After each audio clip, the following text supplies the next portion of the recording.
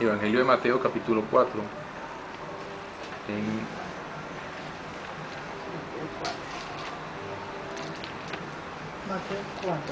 Mateo 4. Fíjense que versículo 4 habla acerca de lo que le respondió Jesucristo al tentador, ¿verdad? Al diablo, pues, a su adversario, y que es nuestro adversario también. Dice, él respondió y dijo: escrito está, no solo de pan vivirá el hombre, sino de toda palabra que sale de la boca de Dios. La trascendencia de este versículo es vital en la vida de un creyente. ¿Por qué? Porque así como el cuerpo físico, nuestro cuerpo humano, ¿verdad?, nuestros miembros y todo, necesitan alimento físico,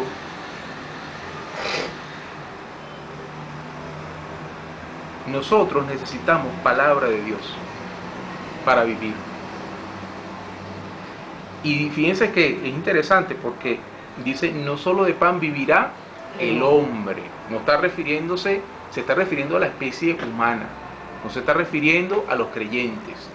No se está refiriendo a algunas personas que quieran creer la palabra. No. La palabra es necesaria para todo hombre y toda mujer. ¿Ve? Y de eso es la esencia de la vida de esa persona. No solamente el pan, no solamente el sustento físico, también hace falta el sustento espiritual. Si no hay palabra de Dios, palabra que viene inspirada de Dios, que nace de Dios, que sale de lo profundo de Dios, porque esta palabra que sale de la boca de Dios es una palabra que viene bajo inspiración. O sea, cuando yo hablo, ¿qué hago yo? Yo estoy exhalando aire de mis pulmones, ¿verdad?, para que ese aire mueva las cuerdas vocales y a su vez se formulen las palabras en mi boca, ¿correcto? Entonces, esa palabra que sale de la boca de Dios es una figura literaria. La figura literaria que tiene que ver con la condición, cuando al hombre a Dios se le dan características humanas. Esa es una palabra que se llama condescencia, una figura literaria, que de ahí viene la palabra condescendencia en castellano, o condescender, o sea, es bajar al nivel del hombre. Dios desciende a nivel humano para que darse a entender o darse a conocer. Así como Jesucristo bajó del cielo para dar a conocer a Dios, ¿verdad?, para darse a conocer, tuvo que bajar para poderse dar a conocer. ¿Ve? Asimismo, todo hombre necesita esa palabra que sale de la boca de Dios. Y llama la atención porque el contexto, yo puedo profundizar en esta parte de la palabra. Cuando Jesucristo fue tentado por el adversario, fíjense una cosa, aquí dice en el 4.1, esto pasa después del bautismo, después que Jesucristo recibe el Espíritu Santo, que es bautizado por Juan en el río Jordán, ¿ve? Se abrieron los cielos, dice aquí la palabra en el 3:17, dice, y hubo una voz de los cielos que decía, este es mi Hijo amado, en quien tengo complacencia. ¿Ve? Y él fue bautizado, y después, fíjense, de un momento de gozo, de paz, que estaba maravilloso, apoteósico, porque hubo una señal inclusive allí, ¿verdad?, que descendió el Espíritu Santo semejante a una paloma y se posó sobre él, ¿ve?, sobre Jesucristo. Y entonces después vino esa voz, que todo el mundo escuchó esa voz, todos los que estaban ahí escucharon esa voz, ¿ve?, que vino del cielo, pues, como un trueno, pues, cuando tú sientes un trueno. Y esa voz vino y dijo, este es mi Hijo amado, en quien tengo complacencia. O sea, Dios confirmó a través de un portento, porque es una señal que hubo allí, esa voz que dio, confirmando quién era su Hijo. Ahora, fíjate, en el 4.1 dice, entonces Jesús Fíjense que ahí el capítulo se rompe un capítulo y se comienza un capítulo nuevo como que estuviera hablando de otra cosa. Pero realmente, fíjense que la palabra de Dios tiene continuidad. Allí es continuo. El relato es continuo. Si tú no lo lees de forma continua, no, quizás vas a perder esencia de cosas importantes que está diciendo la palabra, ¿no? Y dice entonces, ¿ve? Refiriéndose a lo que viene diciendo, entonces Jesús fue llevado por el Espíritu al desierto. ¿Por quién fue llevado Jesús al desierto? ¿Por el diablo? No, por el Espíritu. Y dice con un propósito, para ser tentado por el diablo. Y uno dirá, pero entonces Dios nos mete en ese problema. Dios quiere, no, tú vas a ser probado. Uno como creyente va a ser probado como el oro. ¿Ve? Y de uno depende, de mí depende, qué es lo que yo voy a manifestar. ¿Ve? Qué interesante, porque dice que fue llevado es por el Espíritu, no fue llevado por el adversario. ¿Ve? Y luego dice, y después de haber ayunado 40 días y 40 noches, tuvo hambre. O sea, Jesucristo estuvo en un proceso de ayuno. O sea, Él sometió su cuerpo a un proceso de ayuno, porque era algo voluntario, ¿no? Y aparte de que bajo ese ayuno, Él empieza a padecer las consecuencias del ayuno. O sea, el ayuno es falta de alimento, ¿correcto? Y dice que después de estar 40 días y 40 noches sin comer, tuvo hambre, es obvio, ¿no? Su cuerpo no aguantaba más. Era una prueba, era un momento de prueba, de fuego. Y dice acá que y vino a él el tentador y le dijo, si eres hijo de Dios, di que estas piedras se conviertan en pan. Mire, el adversario es un experto tentando a la gente. Es un experto, él es el tentador. Es el tentador. No es un tentador, es el tentador. Así como es el padre de la mentira, también es el tentador. Él sabe tentar. Él sabe cuando tú estás débil en la carne y sabe por qué está haciendo lo que está haciendo. ¿Ve? Entonces, Él no va a venir, como yo lo dije en la vez pasada, cuando tú estás cómodo, cuando tú estás tranquilo, cuando tú estás en tu, vamos a decirlo así, en tu zona de confort. ¿Ve? Cuando tú estás en tu zona de confort, que todo está bien, tienes un buen salario, no tienes problemas económicos, no tienes problemas sentimentales, qué sé yo qué, ¿verdad? Todo funciona a las mil maravillas. En ese tiempo, el adversario no va a venirte a tentar con comida, no va a venirte a tentar con problemas económicos, porque sabe que tú tienes cómo responder. Claro. ¿Ve? El problema es cuando viene la apretura, ¿verdad? El aprieto, la cosa difícil, el momento duro. ¿Ve? Cuando viene la tentación siempre va a venir en momentos difíciles, en momentos en los que yo estoy a punto de quebrar. ¿Ve? La tentación no viene cuando tú estás cómodo. Fíjate que Él vino después, Él no se le presentó a Él a los 2 días, al día siguiente después de empezar a ayunar. Se le presenta ¿cuándo? Cuando habían pasado 40 días. Y siempre viene con una muy buena táctica, porque el adversario es experto en eso, en tentar. Y dice, si eres hijo de Dios, empieza el cuestionamiento. Entonces lo primero que el adversario hace es cuestionarnos como hijos de Dios. ¿Ve? Ese es su primer paso. El primer paso que Él da es cuestionar si yo soy o no soy un hijo de Dios. ¿Ve? Te cuestiona en tu esencia como creyente. Él te dice, bueno, vamos a ver si es verdad que tú eres hijo de Dios. ¿Ve? Y así lo hace, y normalmente nosotros muchas veces cedemos a la tentación. Tratamos de hacer lo que él dice. Si el adversario te trata de llevar a un punto de presión, ¿cómo tú tienes que responder?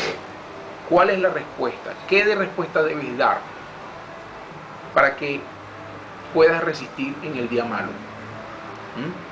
¿Qué respuestas tienes que dar?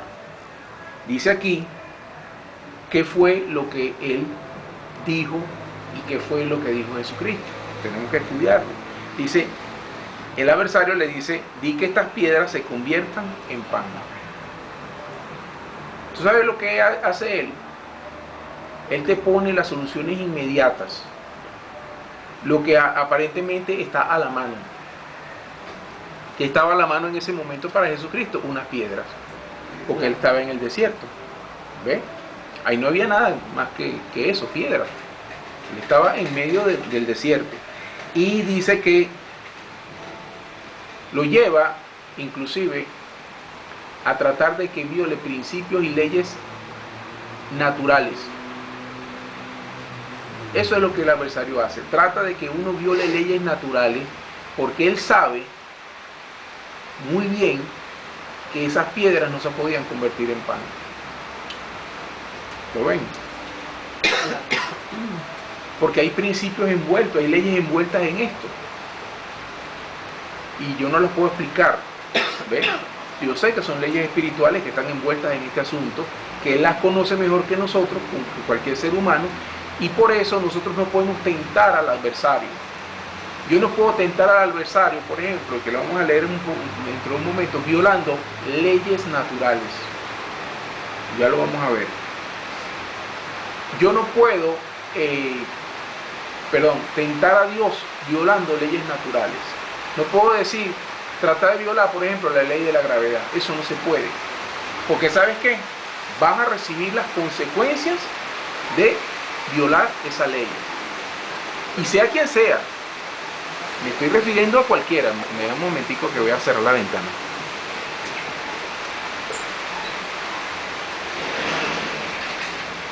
Steve Waddle. Claro, eso era el calor. Oye, sí, oye. Okay. Soy el 8.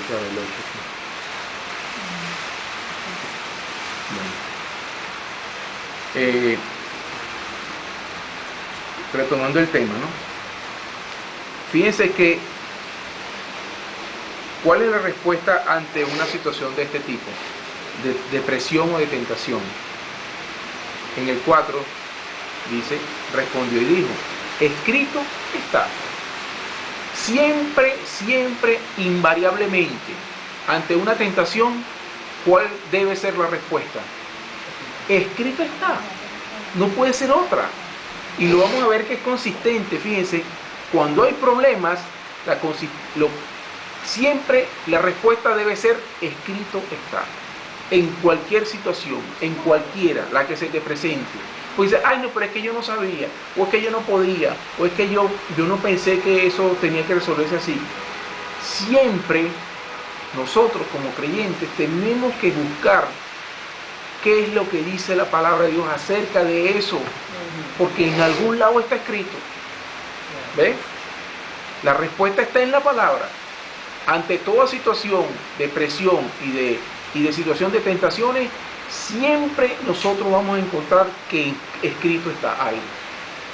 Entonces hay que, como dice, cuando uno va en una carretera, ¿ven? Que está lloviendo muy fuerte, un conductor debe fijarse en la línea blanca. Para eso es que son las líneas de referencia. Porque si no, imagínense una carretera de noche lloviendo, tú no ves casi. La línea blanca es prácticamente tu línea de vida. Tienes que fijarte en esa línea, que tu vehículo no se desvíe de esa línea. ¿Ves? Asimismo pasa con la palabra de Dios. La palabra de Dios es para nosotros esa línea, ¿ves? Donde debo fijarme en los momentos difíciles, en los momentos de presión, de angustia o de tentación. Y fíjate que dice aquí, Lo primero que dice es que no solo de pan vivir el hombre, sino de toda palabra, no de cualquier palabra que sale de la boca de Dios. Es toda palabra que sale de la boca de Dios, toda palabra. Entonces, nosotros como creyentes necesitamos saber, conocer a profundidad la palabra de Dios. Esa es una de las conclusiones que podemos sacar de esta lectura. O sea, necesitamos conocer palabra de Dios. Mientras más palabra de Dios nosotros conozcamos, más posibilidades tenemos de éxito ante el adversario. ¿Ven? Porque, vamos a poner el caso, conozco poca palabra.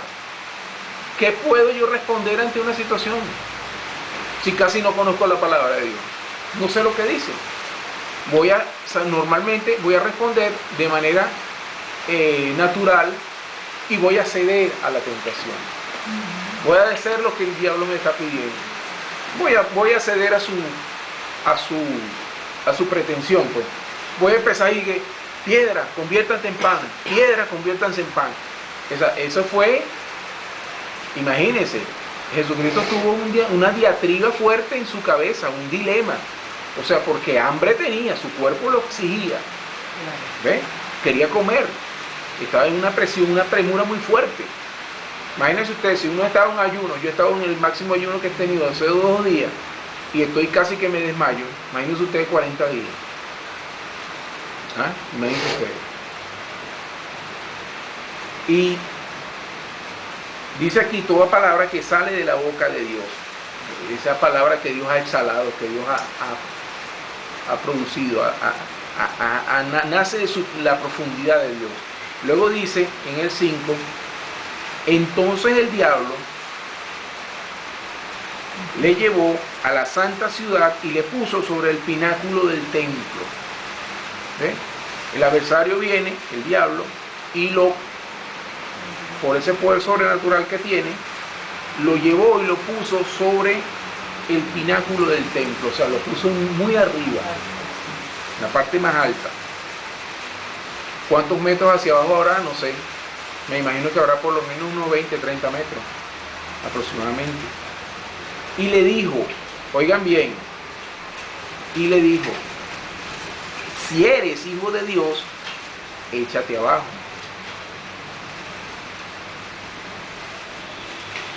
¿Por qué? Porque escrito está.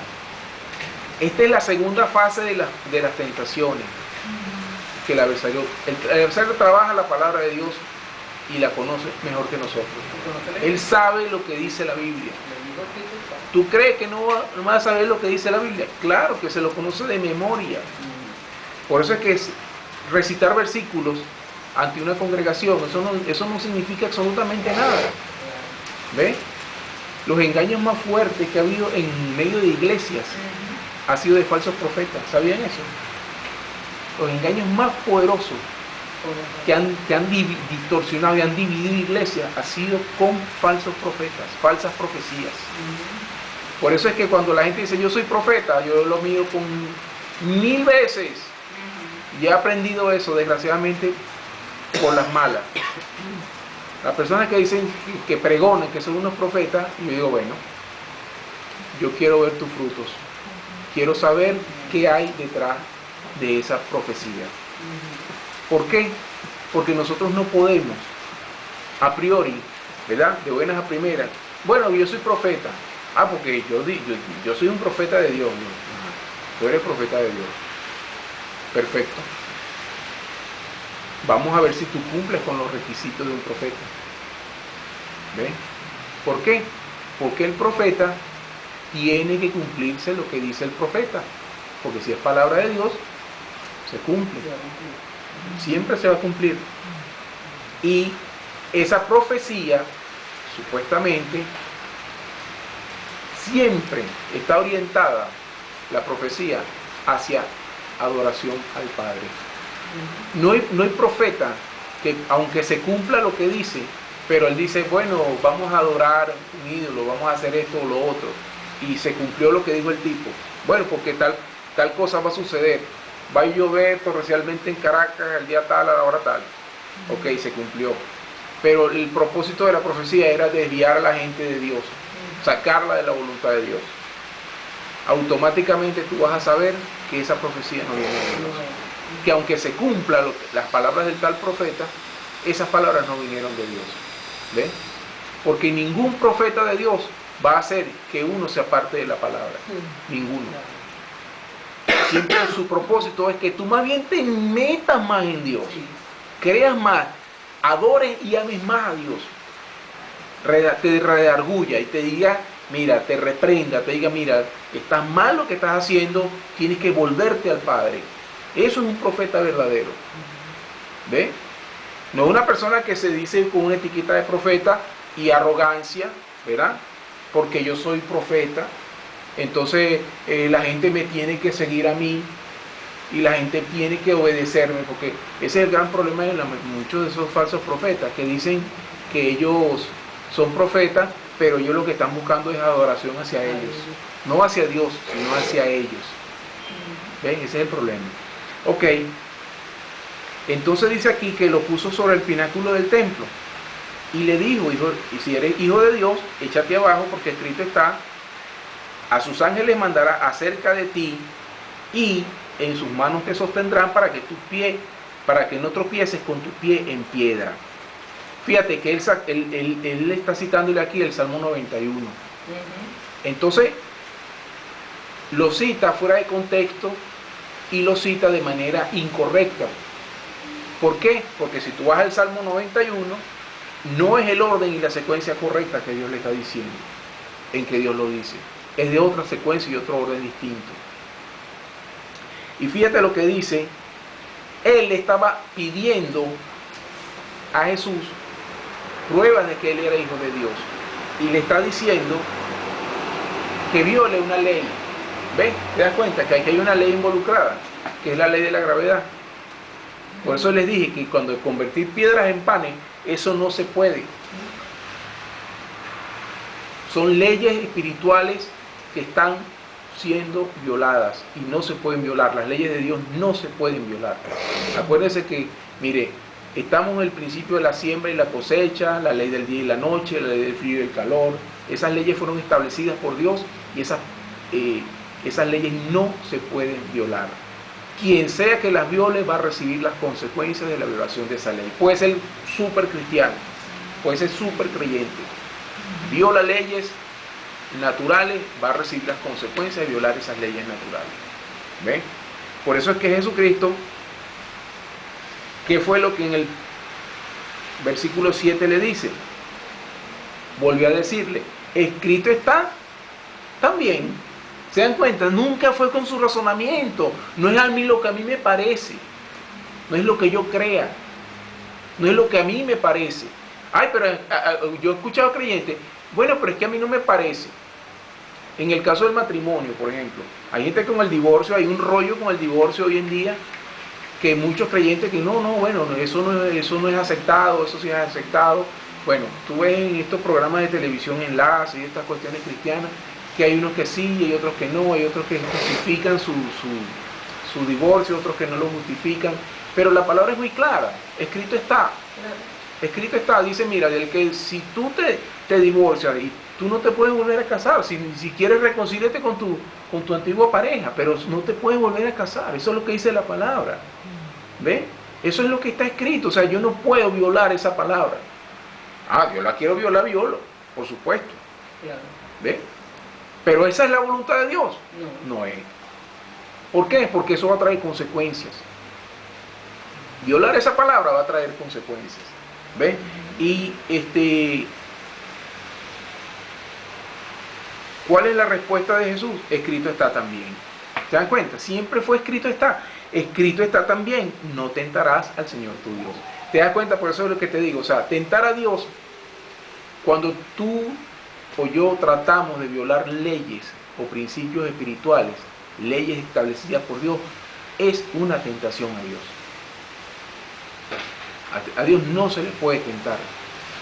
Cuando se habla de tentación es que tú estás violando alguna ley espiritual y pensando, a mí no me va a pasar nada. No. La palabra de Dios dice que sí te va a pasar, porque no se pueden violar esos principios, esas leyes. Y luego dice en el 8, otra vez le llevó el diablo a un monte muy alto. Como no pudo hacerlo caer en esta tentación de convertir las piedras en pan o de que se la echara abajo hacia el vacío, ¿verdad? Y por supuesto se iba a matar. Le llevó a otro nivel. Las tentaciones tienen niveles. Si el nivel básico es de las necesidades, hay otro nivel superior que es el pináculo del templo, ¿ve? Que te lleva a tratar de violar leyes espirituales. Ya no te tienta por la necesidad, te busca como que dice, te busca la forma de llevarte a otro nivel. Si no puede con la necesidad, entonces te sube de nivel a otra presión más alta, ¿ve? Y te trata de que tú violes leyes naturales, leyes que Dios ya estableció y que no se pueden violar. Luego dice en el 8, otra vez le llevó el diablo a un monte muy alto y le mostró todos los reinos del mundo y la gloria de ellos. Todos los reinos del mundo y la gloria de ellos. Y le dijo,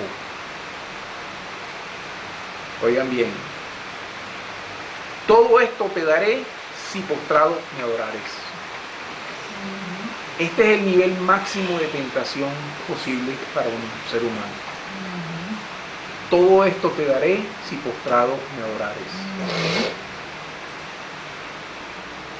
Y usted lo dirá aparentemente, ay no, yo lo superaría, yo lo soportaría.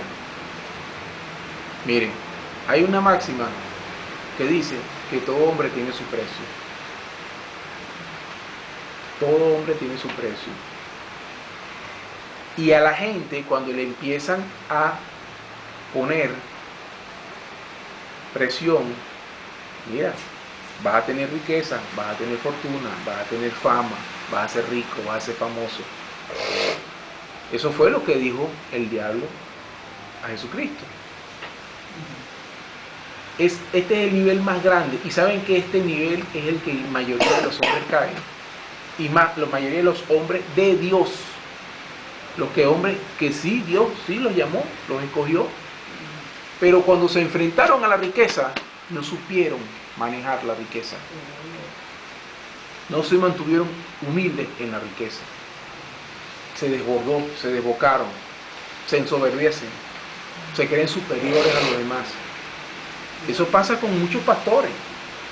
O sea, cuando adquieren esa fama y esa fortuna, porque no solamente la fama viene acompañada del éxito, viene acompañado de dinero, ¿verdad? Manejan grandes volúmenes de dinero, finanzas. Bueno, se dice que hay pastores que cobran más de $60,000 por ir a una conferencia, a dar $60,000 por un día de conferencia. No lo voy a mencionar porque yo sé que hay gente que se resiente con esto y piensan que esos pastores son pastores de Dios, pues. Pero sí existen. Son pastores que te cobran por ir a un país a predicar la palabra de Dios y te cobran fuertes sumas de dinero.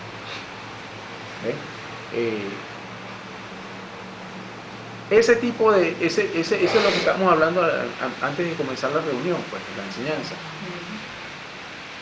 Que hay gente que no sabe, o sea, llegan en estas situaciones, la presión los agobia, ¿ve? Y la palabra lo dice, estamos advertidos, la palabra nos lo muestra. Pero quiero terminar acá. Todo esto te daré si postrado me adorares. Esto, el diablo no puede ofrecer una cosa que no es de él. Todos esos reinos y la gloria es del diablo. ¿Sabían? Esta fama y fortuna que tú ves, esto de ser grandes presidentes, ministros y todas esas cosas, nosotros no podemos estar anhelando esas cosas como creyentes. Porque ese es el reino del adversario. Claro. ¿Sabían ustedes que casi todos los gobiernos de alguna manera están involucrados con el diablo? De alguna forma. Unos más fuertes que otros. O está el Dios verdadero o está el adversario. ¿Ves? Uno de esos dos poderes está en juego allí siempre. Y yo no quiero meterme en política, pero todo el tiempo algún poder lo llevó a esa persona ahí, a ese lugar. Eso no fue casualidad, eso no fue que bueno, que hicieron una buena campaña política y ganaron. No, siempre hay algo detrás de lo espiritual en todo este asunto de gobierno. ¿Ve? Porque el diablo es el Dios de este mundo. ¿Ve? Él es el Dios de este mundo, es el príncipe de las tinieblas. Él sabe y a quién tiene y a quién quita. ¿Ve? Ahora, entonces en el 10 Jesús le dijo, nuevamente, Jesús le dijo, vete, Satanás, porque escrito está. ¿Ve? Las 3 veces, escrito está también, escrito está. Nunca dijo, bueno, es que a mí me parece, yo creo, a mi modo de ver.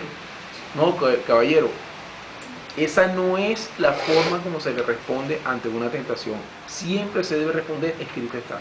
Siempre el estándar nuestro tiene que ser, escrito está en la palabra de Dios. Si está escrito, es la voluntad de Dios. Si no está escrito, no es la voluntad de Dios.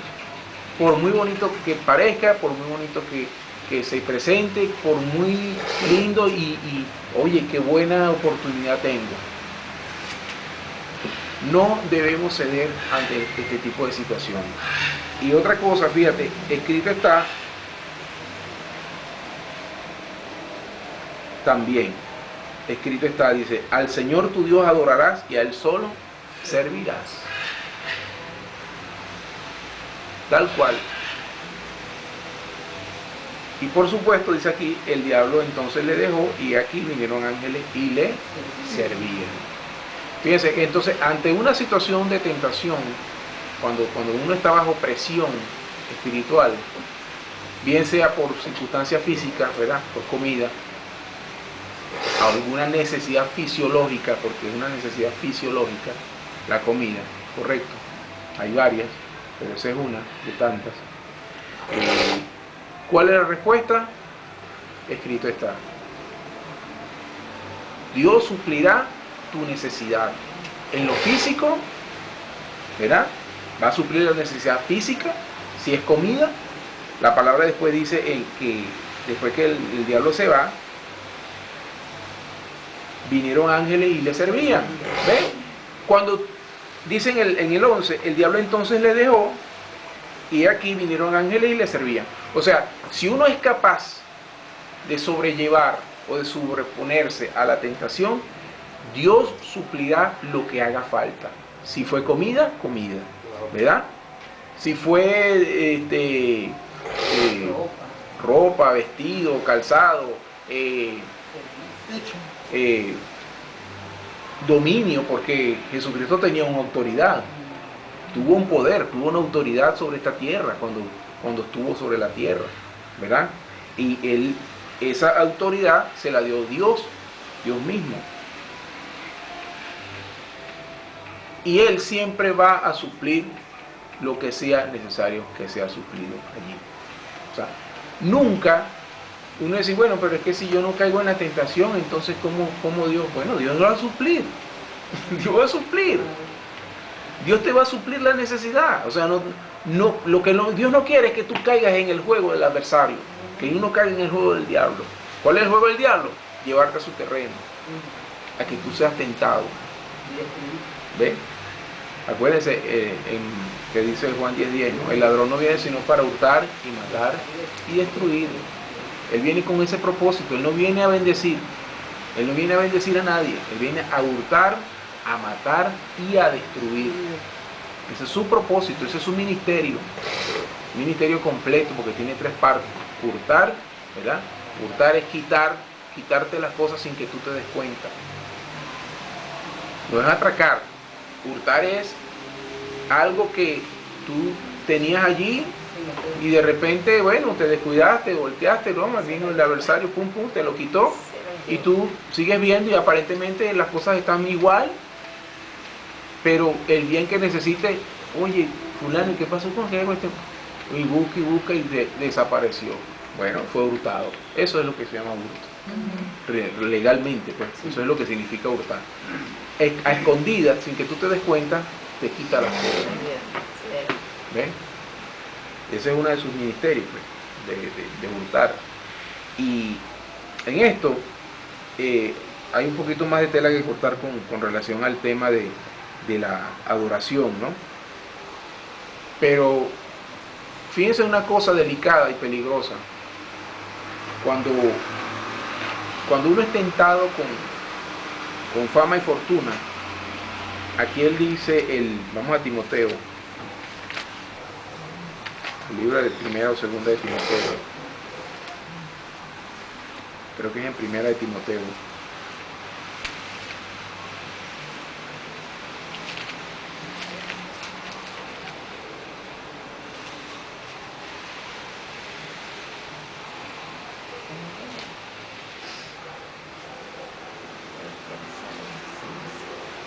Mira lo que dice aquí en el capítulo 6. Capítulo 6 de primera de Timoteo.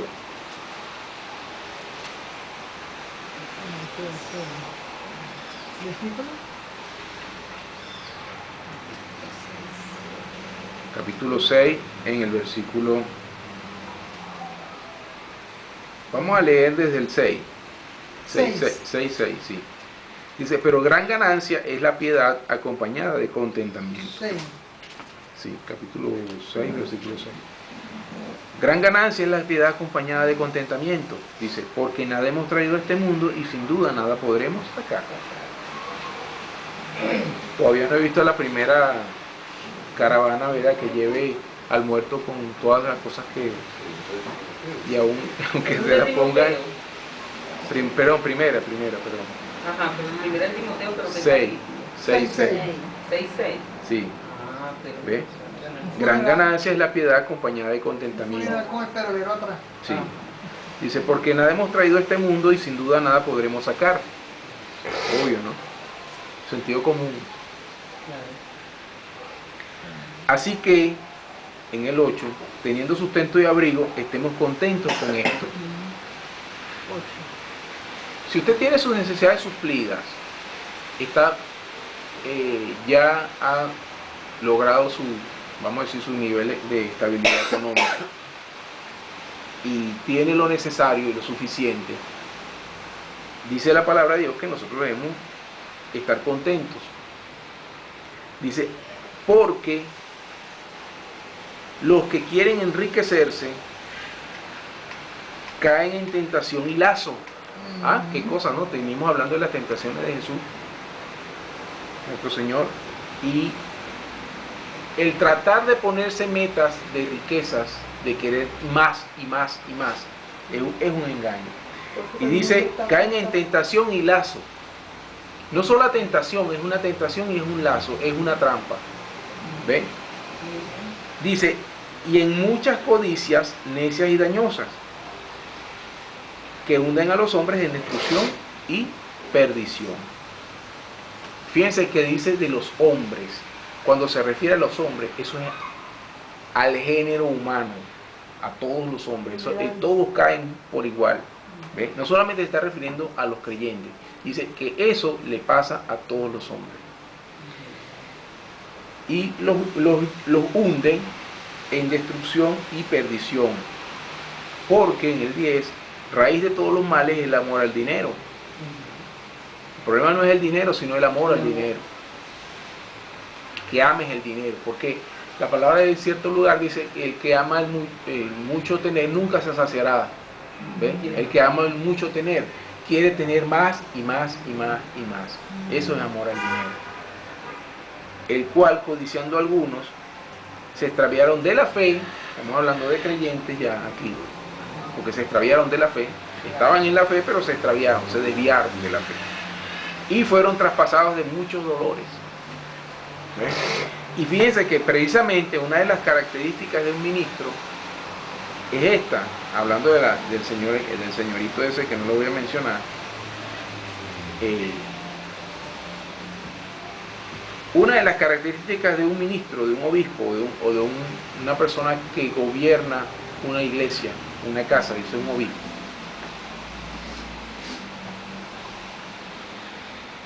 en el 3, capítulo 3, verso 1 de este mismo 1 Timoteo dice 3:1: si alguno anhela obispado, buena obra desea. Es una buena obra ser un obispo, sí. Oye, ¿quieres que tu casa sea una casa de oración, una casa donde se enseñe y se comparta la palabra de Dios? Sí. Eso es un obispo. Uno que tiene en su casa gobierna una iglesia. ¿Ven?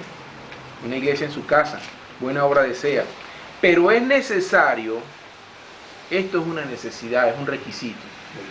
Es necesario que el obispo sea, ¿qué? Irreprensible. O sea, pero dice, cónchale, entonces tiene que ser perfecto. No. Irreprensible en estas cosas que te voy a mencionar.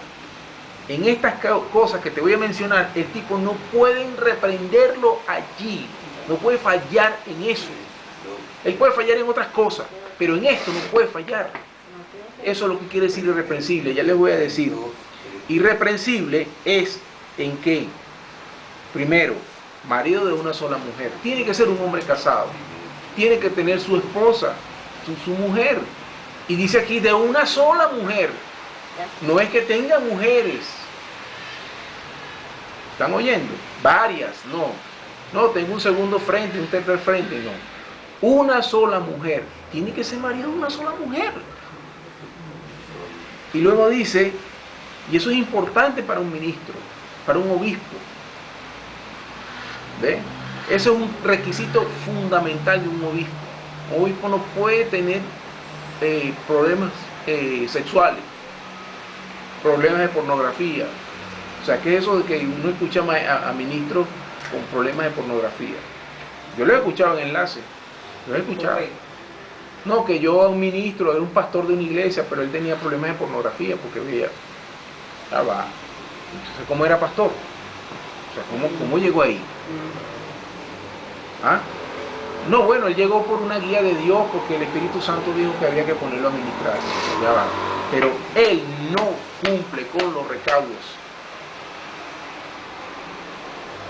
Miren, lo único que puede ser Dios es una cosa por encima de esto, de lo que está escrito, es más allá de lo que está escrito, pero jamás va a contradecir lo que está escrito.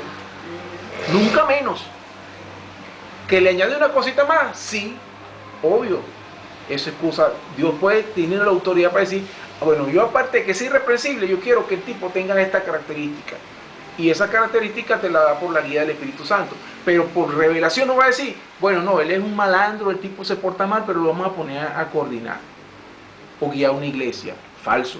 Eso no vino de Dios. ¿Ven? Aunque sea periquito de los palotes que venga a imponerle las manos. Eso es delicadísimo. Peligrosísimo. ¿Ven? A ordenar a alguien que no está preparado, ni siquiera cumple con los recaudos mínimos básicos. ¿Ven? Para ser ministro, para ser un obispo ordenado. Y dice aquí, marido de una sola mujer. Eso es lo primerito. O sea, en la primera de cambio te dice, un momento, ¿quieres ser ministro? Tiene que ser un hombre casado con una sola mujer.